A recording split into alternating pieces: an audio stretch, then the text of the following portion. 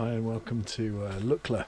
So we're at 3,000 meters in the foothills of the Himalayas as I kick off the first of the series of Run 7 events. So number one, the big one, Everest. So we're going to be trekking up over the next 10 or 11 days to then run the marathon down from base camp. So an incredible, utterly incredible experience. And as part of just trying to diarise this in some way, just thought I'd make a habit of routinely sharing some thoughts from each day or each chapter of the trip. So it's been a lengthy process getting here. 3 flights, so from the UK to Dubai to Kathmandu, and then here to the airfield in Lukla, which I will show you. It's pretty remarkable. This little landing strip, if I duck down between the trees, you can just about make out the landing strip here. One of the tiniest airfields in the middle of the mountains. Not an easy trip and not an easy journey.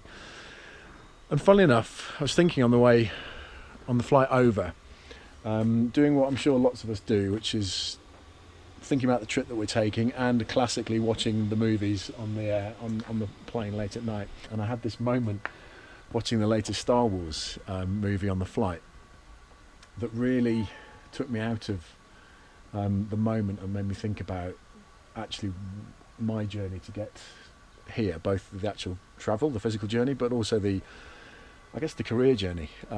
My background, as I'm sure those that have worked with me and know me over the years, is very corporate, and it struck me that the tension between having worked in such a corporate world for such a long time, an industry and businesses that I loved, to then doing things like sustainability work, charitable fundraising. Those two aren't easy sort of stable mates. They don't naturally sit together. If anything, there's a substantial tension between the two. And it was this moment in the Star Wars movie that gave me a little bit of clarity on how I've allowed those things to coexist way more naturally.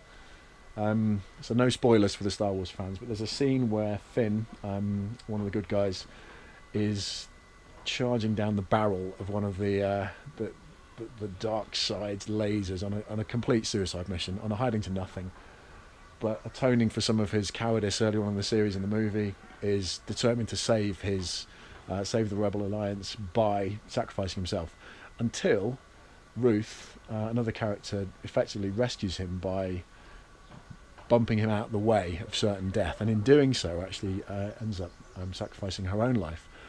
And with her final words to him, she reminds him of something that really, really poignantly stuck with me, and she said, it's not about fighting the things that we hate, it's about saving the things we love. That classic kind of dark side versus light side. So it just reminded me that it's way too binary to think about corporate world being the dark side, because it isn't.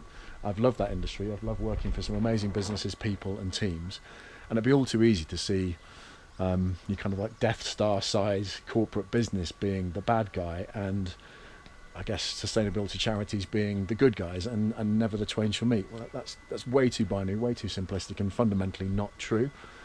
None of what I'm doing is about a reaction from that world. It's about saving the bits that we love, and the hero of this story has been and will always be these incredible locations.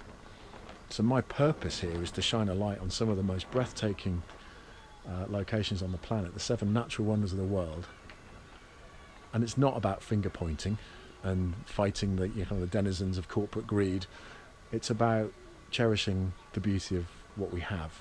And when I think about that, I think actually about the legacy that our generation should have.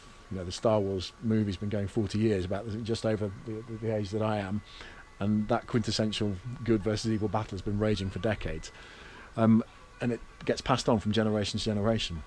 So the way that I was thinking about it was that our responsibility is to pass on a world that's in good shape to our children and our children's children, so that we are cherishing the things that we love. There we go. Stuck with me. I hope that made sense.